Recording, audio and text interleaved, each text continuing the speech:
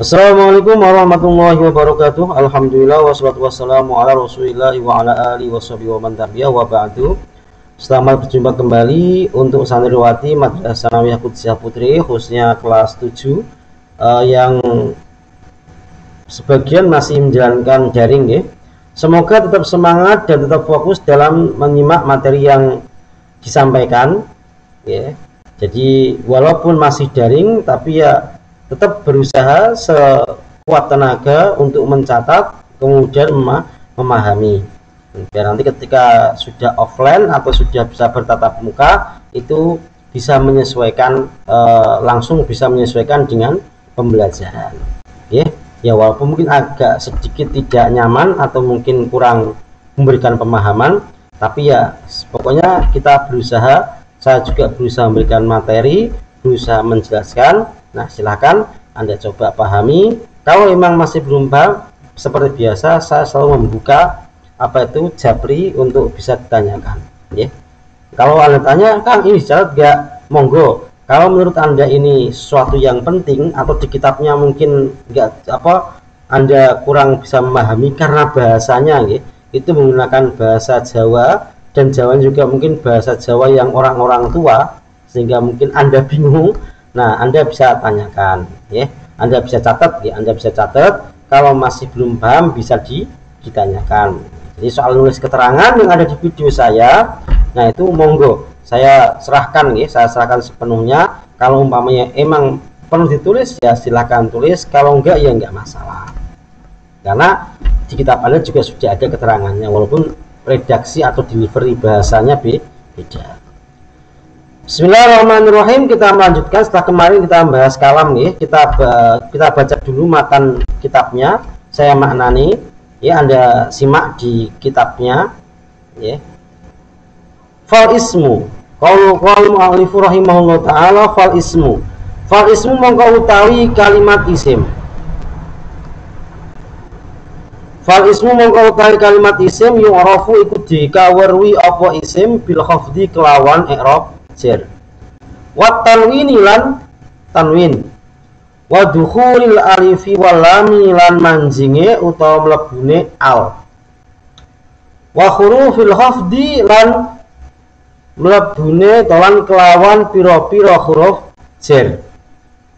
Wa ya utawi huruf jar iku min, wa ila lan ila, wa an lan an, wa ala lan ala, wa fi lan fi, wa rubba lan rubba, wal ba'u lan ba, wal kafu lan kaf, wal lamu lan lam, wa hurufil qasami lan kelawan huruf qasam, wahya utawi huruf qasam al wawu iku wawu, wal ba'u lan ba, wa ta'u lan ta. Nah, itu tadi untuk matan kitabnya. Kita akan jelaskan sedikit ya, silakan disimak sambil dilihat pada kitabnya. Oke. Nah, setelah kemarin kita membahas pada video sebelumnya ada bahwasanya kalimat dibagi menjadi 3 ya, kalimat isim, kalimat fi'il, dan kalimat huruf. Nah, pada kali ini kita akan membahas ciri khusus dari ketiganya. Apa yang membedakan antara satu dengan yang lainnya? Ya pasti ada cirinya, karena kalau nggak ada cirinya ya susah nanti. Ini fi'il, isim, apa huruf? Cirinya ada nggak? Wah, nggak ada cirinya. Ya bagaimana bisa membedakan? Ibaratnya ada 3 orang yang sama tapi berbeda, itu kan harus dibedakan antara si kembar Upin Ipin. Apa bedanya? Oh, Upin itu ada rambutnya 1 di atas, kalau yang Ipin botak umpamanya. Nah, itu bahasanya seperti itu, ciri menciri. Jadi kalau ciri ini ada pada suatu kalimat, maka dia masuk dalam kalimat tersebut. Oke, kita mulai dari tanda kalimat isim sebagai kalimat mayoritas atau terbanyak dalam bahasa Arab. Nah, apa saja tandanya? Yang pertama yaitu i'rab jar. I'rab jar itu apa sih, Kang? Nanti akan ada babnya. Setelah ini kita akan membahas tentang i'rab. Jadi untuk kisi-kisi dulu aja. I'rab jar itu identiknya dengan harokat kasroh. Berarti kalau ada kalimat yang akhirnya dibaca kasroh, bisa jadi kalimat itu di-i'rabi jar. Dan kalau ada kalimat di i'rabi jar, maka sudah pasti kalimat itu isim. Kan tanda. Kalau ada kalimat dibaca jer, tandanya kalimat tersebut adalah kalimat isim. Nah, i'rab jer ini ada 3 kemungkinan. Kalimat itu dibaca jer atau di i'rab jer itu ada 3 kemungkinan. Yang pertama sebab dimasuki huruf jer. Apa itu huruf jer? Nah, apa saja? Yaitu ada di sini ada min, kemudian ila, an, ala, fi, ruba, ba, kaf, lam. Nah, berarti kalau ada lafaz kemasukan huruf-huruf ini, otomatis lafaz tersebut adalah kalimat isim. Karena huruf jer tidak mungkin masuk pada kalimat yang lain. Kita kasih contoh satu, yaitu bizaidin fi baitin. Nah, lafaz zaidun, nah ini isim. Nah, kok tahu? Karena ada baknya. Nah, masukkan ba. Loh, kok tahu itu ba huruf jer? Nah, di sini ada kasroh. Katakan tadi, i'rab jer itu identiknya dengan harokat kasroh di akhir. Ini bizaidin. Fi baitin, lafaz baitun, ini lafaz baitun ini isim. Kok tahu? Karena kemasukan huruf jer fi. Maka kemudian baitin dikasroh menjadi tin. Maunya di baitun, kemasukan fi menjadi fi baitin. Maka tadi saya bilang, saya ulangi, i'rab jer itu identiknya dengan harokat kasroh. Nah, identiknya dengan kasroh. Oke. Kemudian jer yang kedua dengan idhofah. Idhofah itu penggabungan 2 kalimat, ya, menggabungkan 2 kalimat sehingga terbentuk susunan mudhof dan mudhof ilaih. Kalimat yang pertama dinamakan mudhof, yang kedua dinamakan mudhof ilaih. Nah, yang kita fokuskan di sini adalah pada apa itu mudhof ilaihnya. Ya, karena yang dibaca jer itu mudhof ilaihnya, itu pasti dibaca jer. Kalau yang mudhof ini kan bisa rafa, bisa nasab, bisa jer juga. Ya, tergantung kondisi. Nah, kita fokus pada mudhof ilaih. Contohnya, kitabu Zaidin, kitabnya Zaid. Kitabu Zaidin, lafaz Zaidun. Nah, kita balik lagi ke Zaid lagi. Pokoknya Anda kalau belajar nahwu itu contohnya nggak jauh-jauh dari Zaid. Nah, okay. Kitabu Zaidin. Nah, lafaz Zaidun atau lafaz Zaidin ini isim sebab apa? Dibaca jer. Nah, kau tahu ini kasroh. Nah, tadi jer identik dengan kasroh. Yeah. Nah, yang mengejarkan apa? Dimasuki huruf jer enggak ada tuh fi, bi, an, ala enggak ada, karena dia menjadi mudhof ilaih atau susunan yang kedua dari mudhof. Kalau mudhof ilaih ini wajib dibaca jer. Ya. Makanya mudhof ilaih ini sebagai tanda isim karena enggak ada kalimat lain yang dibaca dibaca jer kecuali kalimat isim. Kemudian yang ketiga yaitu jer dengan tabaiyah atau mengikuti. Ya, ibadah kita kerja sama orang yo sesuai perintahnya. Ya, kalau yang diikuti dibaca jer, maka otomatis yang mengikuti juga akan dibaca jer. Nah, contohnya marartu bi Zaidin al-Karimi. Sekarang fokusnya bukan pada Zaid, ya. Fokusnya pada al-Karimi. Ya. Fokusnya pada al-Karimi. Nah, di sini. Nah, di sini al-Karimi dibaca jer, mi. Ini dibaca jer, al-Karimi. Nah, oke. Loh, kan nggak ada huruf jernya juga, tidak jadi mudhof ilaih, kok bisa dibaca jer? Oh, karena dia menjadi sifat atau naat dari lafaz Zaidun. Nah, karena Zaidun dibaca jer, bi Zaidin, maka al-Karimi otomatis dibaca mi. Nah, jadi itu adalah tanda atau istilahnya i'rab jer, ya, dengan tabaiyah atau mengikuti lafaz yang dibaca jer. Nah, untuk idhofah atau tabaiyah dan juga huruf jer nanti akan kita bahas pada babnya masing-masing. Ya. Jadi pada bab ini sampean sedang mengkoleksi atau mengumpulkan informasi komponen dulu. Jadi idhofah itu apa sih? Tabaiyah itu apa sih? Nah, itu nanti akan ada babnya masing-masing. Bagaimana cara merangkainya, kriterianya apa saja. Jadi ini sampean fokus dulu untuk diingat-ingat ya, ingat-ingat materinya. Nanti untuk merangkainya itu kita masih jauh, melangkahnya ini masih jauh. Kita ini sedang apa itu mengkoleksi atau kita sedang mememorize atau menghafalkan komponen kalam. Jadi kitab Al-Kafi atau Kifayah Juz 1 itu, nah itu masih kolektif. Jadi kita masih mengoleksi atau kita masih menghafalkan tanda-tanda isim, tanda-tanda fi'il, huruf i'rab itu apa, tanda i'rab, pokoknya kitab Juz 1 ini usahakan Anda ingat isinya, ya, ingat isinya. Syukur-syukur bisa dihafal, ya, syukur-syukur bisa dihafal untuk modal nanti untuk menyusun atau merangkai kembali. Oke, kita lanjut terlebih dahulu, ya. Kemudian tanda yang kedua yaitu adanya tanwin. Tanwin itu apa sih, Kang? Tanwin itu adalah suara non mati pada akhir kalimat isim, ya. Ada pada pengucapan, tidak ada pada penulisan. Ya, ini sudah maklum, di tajwid juga sama pengertiannya. Contohnya adalah zaitun. Nah, Zaid lagi, Kang, Zaid lagi. Nah, itu Zaid ini lakon dalam ilmu nahwu, ya. Nah, zaitun. Di sini Zaid dikategorikan isim sebab apa? Ada tanwinnya zaitun. Atau yang lainnya rajulun, hajarun lah, atau asadun. Nah, itu terserah. Pokoknya setiap kalimat yang ada tanwinnya itu dipastikan kalimat isim. Kemudian yang ketiga ada al, kemasukan al, ya. Contohnya ar-rajulu, alhamdu, dan al-hajaru. Di mana ada tanwin biasanya di situ ada al. Walaupun sama-sama menjadi tanda kalimat isim, tapi bertentangan. Kalau ada al, maka tanwin nggak mau masuk. Kalau tanwinnya ada di situ, alnya juga nggak mau masuk. Jadi agak bertentangan, tapi sama-sama menjadi tanda kalimat isim. Kemudian yang terakhir adalah huruf qasam. Apa itu huruf qasam? Huruf qasam adalah huruf yang digunakan untuk bersumpah, ya. Jadi semacam huruf yang digunakan untuk bersumpah. Contohnya billahi itu. Nah, huruf qasam ini yang ada 3. Yang pertama wawu, yang kedua ta, kemudian yang terakhir ba. Nah, huruf qasam ini ya faktanya termasuk dari huruf jar sebenarnya, ya, termasuk dari huruf jar.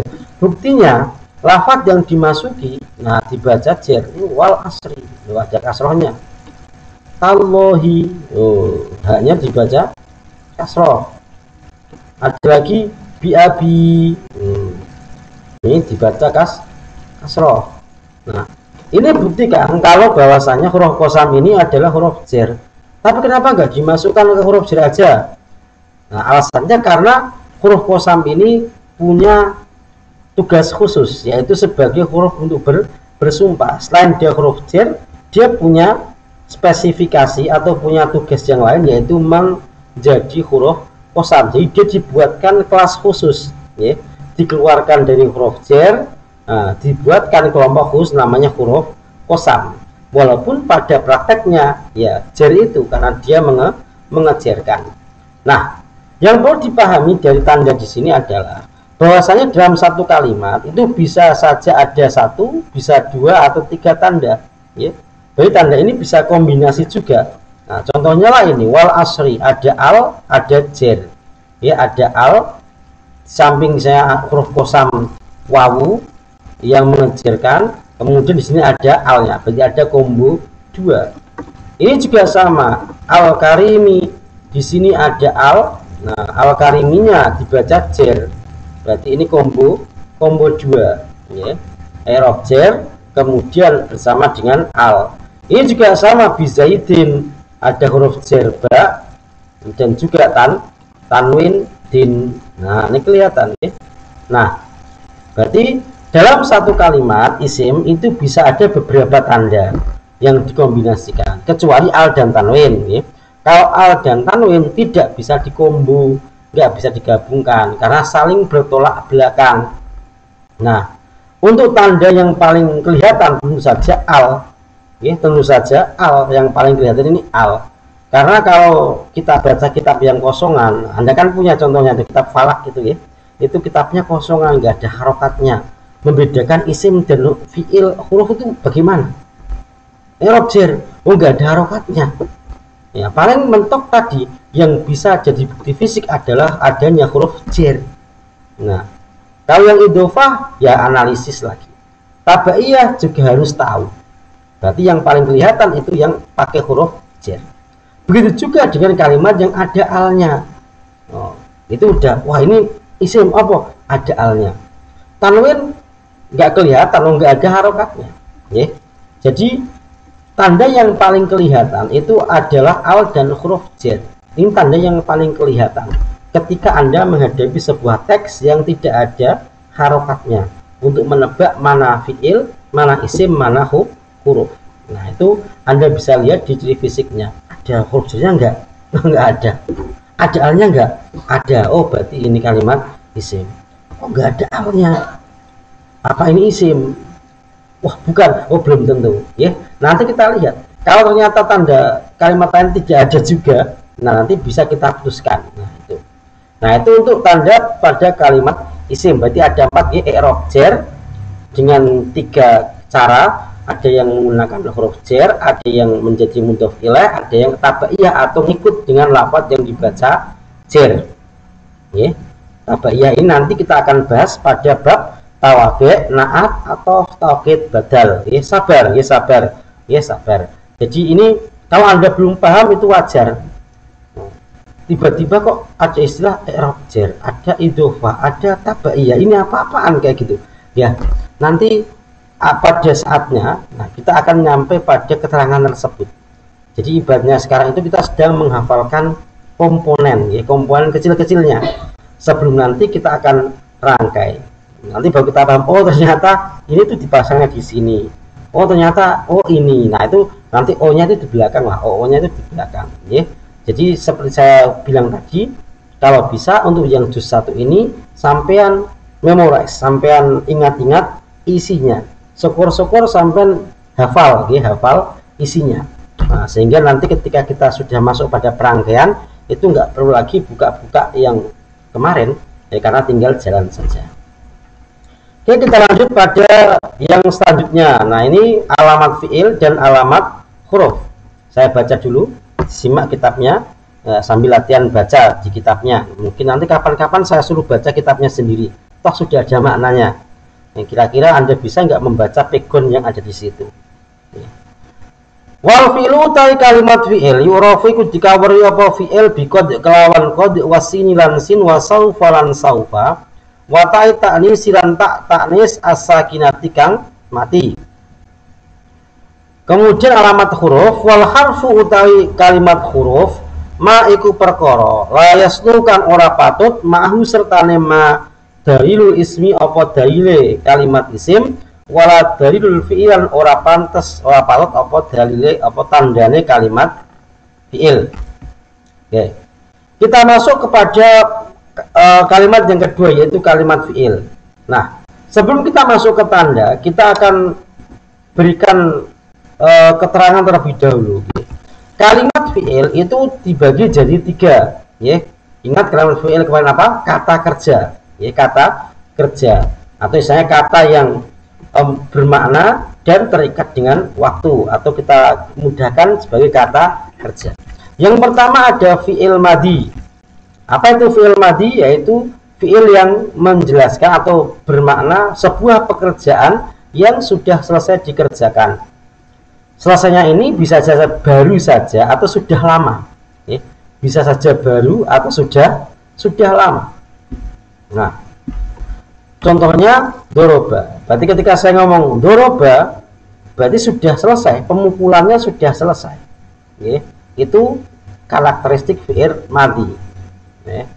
Saya masa lalu menjelaskan masa lampau, pekerjaan yang sudah lampau, sudah selesai. Ibaratnya ketika saya ngomong doroba, berarti sudah nggak ada orang yang mukul, udah selesai, korbannya dibawa ke rumah sakit. Nah, itu doroba. Kemudian yang kedua ada fi'il mudhari'. Nah, fi'il mudhari' ini pekerjaan yang sedang atau akan dikerjakan.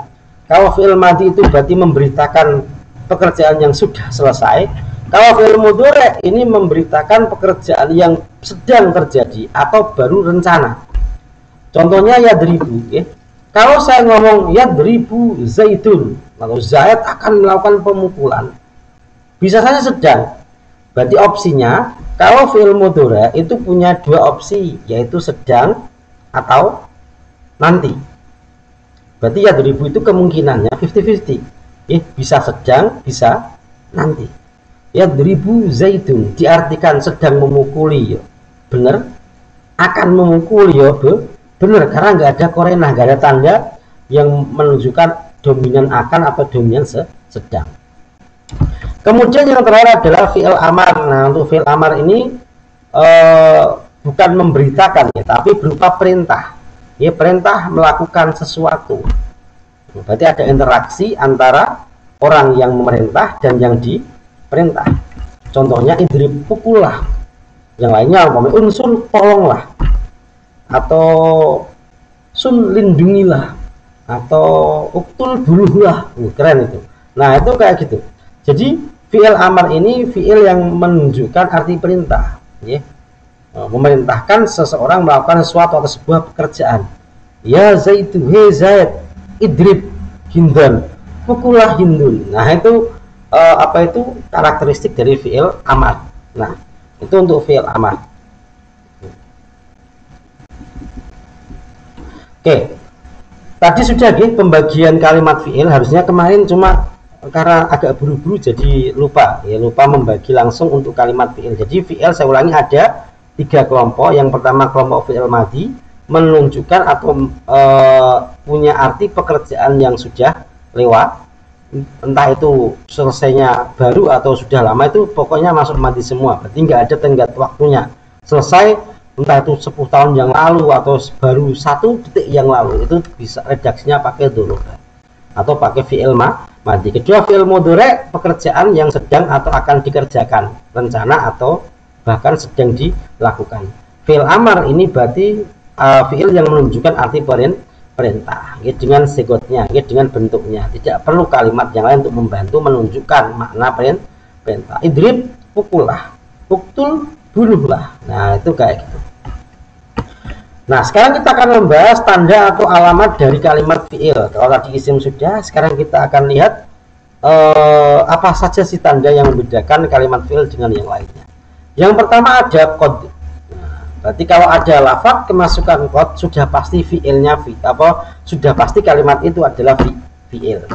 Nah, qad ini bisa masuk fi'il madhi. Kalau masuk fi'il madhi punya makna atau berfaedah tahqiq, menyatakan, ya. Berfaedah apa tahqiq? Menyatakan itu ya sebagai penguat, ya, sebagai penguat, bukan penguat rasa, ya, sebagai penguat berita bahwa hal itu benar-benar sudah terjadi. Nah, contohnya qad hadara Zaidun, teman-teman wis hadir, wis teko Zaidun sapa Zaid. Qad di sini untuk meyakinkan audiens, qad hadara Zaidun, Zaid sudah datang. Oh, benar-benar sudah datang, itu tahqiq, yang menyatakan. Berarti kalau masuk fi'il madhi itu maknanya tahqiq, menyatakan. Kemudian qad juga bisa masuk pada fi'il mudhari. Kalau fi'il mudhari itu maknanya taklil, jarang atau kadang-kadang. Contohnya qad yasdukul kadzubu, qad yasduku terkadang jujur, sapa al kadzubu wong kang tukang goroh, atau orang yang suka ngibul, orang yang suka berbohong. Terkadang jujur, ya, kadang ibaratnya jarang orang yang suka bohong itu jarang jujurnya. Nah, itu kalau qad masuk pada fi'il mudhari maknanya itu kadang-kadang. Berarti kalau sampean qad yanamu at-tilmi itu, wah berarti itu seru-seru, itu berarti keren-keren. Terkadang murid-muridku turun, terkadang berarti mayoritas melek atau mayoritas itu memperhatikan. Kalau qad nama at-tilmi itu, wah teman-teman wis turu sapa at-tilmi itu murid, berarti muridnya tidur semua tuh. Nah, itu bedanya di situ. Ini hanya sekedar info tambahan, ya. Berarti intinya qad ini menjadi tanda kalimat fi'il. Setiap kalimat yang kemasukan qad maka dimasukkan dalam kategori kalimat fi'il. Nah, bisa jadi fi'il madhi, bisa jadi fi'il mudhari. Untuk tahu madhi mudhari, nah silakan Anda buka kitab tasrifnya. Di situ ada, ya, fa'ala yaf'ulu fa'lan wa maf'alan fa huwa fa'ilun. Nah, itu Anda akan tahu mana fi'il madhi, mana fi'il mudhari, mana fi'il amr. Nah, itu akan kelihatan. Kemudian tanda yang kedua ada sin. Nah, kemudian ada saufa. Kita langsung sepaket aja karena ini masuk dalam satu kelompok, yaitu dinamakan huruf tanfis. Apa? Huruf tanfis. Huruf tanfis itu huruf yang bertujuan memurnikan zaman istiqbal pada fi'il mudhari'. Nah, contohnya sayaji'u zaitun atau saufa yaji'u zaitun. Maka tadi karena ini memurnikan zaman istiqbal, maka hanya bisa masuk pada fi'il mudhari'. Ya. Kalau qad tadi kan bisa madhi bisa, mudhari' bisa. Kalau sin dan saufa itu hanya pada fi'il mudhari' tok. Nggak boleh fi'il madhi dimasuki sin atau saufa. Karena sin saufa tadi ya tujuannya memurnikan zaman istiqbal. Berarti kalau ada lafaz kemasukan sin itu tidak mungkin sedang, tapi nanti. Contohnya sayaji'u zaitun, Zaid akan datang. Kalau sinnya nggak ada, bisa jadi yaji'u zaitun, Zaid sedang datang. Tapi karena ada sinnya, maka menepis makna sedang.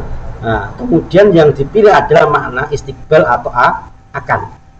Saufa yaji'u zaitun, Zaid akan datang. Berarti sin dan saufa itu maknanya sama, akan. Ya. Berarti nggak ada kemungkinan sedang. Karena kan tadi saya bilang fi'il mudhari' itu kalau nggak sedang zamannya itu atau masa kejadiannya sedang atau nanti. Kalau kemasukan sin saufa itu sedangnya udah nggak dipakai, yang dipakai nanti. Cuma bedanya saufa lebih lama dari sin. Kalau saya ji'u zaitun berarti zatnya udah dekat, sebentar lagi datang. Kalau pakai saufa ya ji'u itu bayi zatnya masih jauh, masih di rumah mungkin. Datangnya nanti agak lama, itu pakai saufa. Kemudian yang ketiga, yang terakhir ada tak taknis yang mati. Tak taknis yang mati itu tak coret yang mati, bukan tak bundel. Nah, itu tak yang menunjukkan bahwa pelaku pekerjaan adalah perempuan. Ya, berarti ini membedakan mana fi'il yang untuk laki-laki, mana fi'il yang untuk perempuan. Lihat belakangnya. Kalau ada tak coret yang mati, nah itu berarti nanti setelahnya cewek ini perempuan. Nah, contohnya ja'at hindun qomat Fatimah. Nah, ini ja'at hindun. Nah, ini yang dinamakan tak taknis yang mati itu ini. Ja'at qomat. Nah, di sini. Oke, kok ini namanya tak taknis yang mati, yang menunjukkan bahwasanya pelakunya adalah perempuan. Siapa pelakunya? Yang datang siapa? Hindun. Hindun ini kalau di kitab klasik digambarkan sebagai perempuan, perempuan.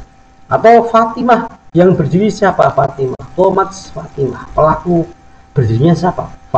Fatimah. Nah, Fatimah ini jelas, nggak ada laki-laki yang dinamakan Fatimah, nggak ada. Jadi menunjukkan bahwasanya pelakunya adalah perempuan. Pelaku pekerjaan, pelaku pekerjaannya adalah perempuan, subjeknya perempuan. Jadi membedakan. Kalau laki-laki nggak ada tak syaratnya. Ja'a zaitun, koma zaitun, nggak ada komat zaitun. Kecuali sampai mau main-main, oh Zaid itu nama perempuan kan, oh ya terserah lah.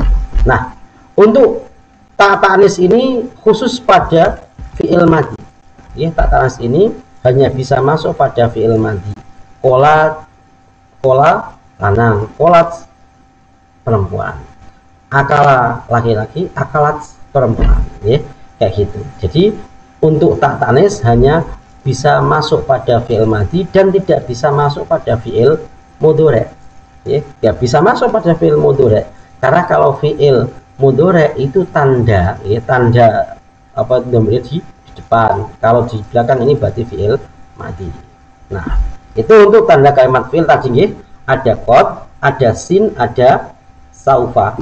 Ada sin, ada qad, ada sin, ada saufa, ada tak ta'nis. Jadi kalau ada kalimat yang kemasukan salah satu dari 4 hal ini, maka itu adalah kalimat fi'il.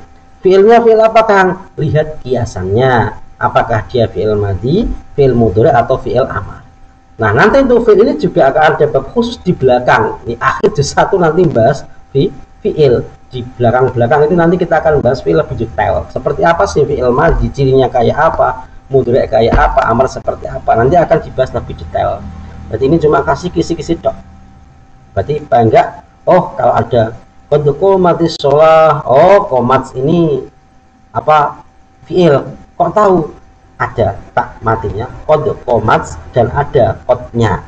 Loh, kelihatan kan? Nah, qad qomat, qad qomatis shalah. Nah, itu kayak gitu. Jadi sama seperti dalam isim, apa tandanya juga bisa berkolaborasi, bisa berkolaborasi kayak gitu.